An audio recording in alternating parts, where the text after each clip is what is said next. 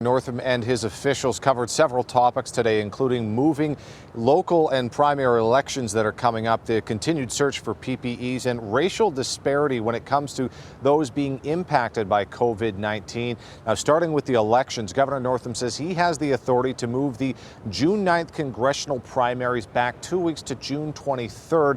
But for the local elections coming up in May, he wants to move that back until November, saying voting is it's a right, but someone shouldn't have to risk their life to do that.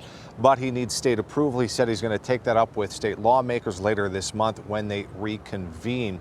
Now, on the issue of racial disparity, there have been national reports showing that African Americans have been disproportionately impacted by COVID-19 cases. Now, talking with the state health commissioner, he says the data they have for Virginia bears truth to that, but the issue is they don't have a complete picture, as the majority of the test results that they have gotten back are without racial or ethnic data.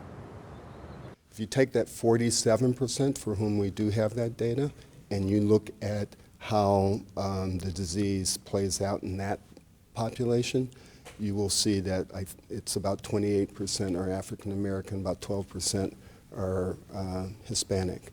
In both cases, a higher proportion than their proportion in the Virginia population. And the same is true on the death data. Now, officials say the lack of information on some of those cases is because clinicians are not sending that to the private labs, who then can't pass that information on to the state lab for tracking. And they say they are requesting those two groups going forward to please pass along that information. Now, when it comes to personal protective equipment or PPEs, Governor Northam says the market for that remains chaotic because of a lack of leadership from the federal level. He says they continue to look at different avenues to get those pieces of equipment, and adds that yesterday several thousand masks were shipped out. But he says he also talked to the CEOs of Virginia's hospitals yesterday. They tell him that while no hospitals have run out of PPE, they are concerned that that might happen. Working for you.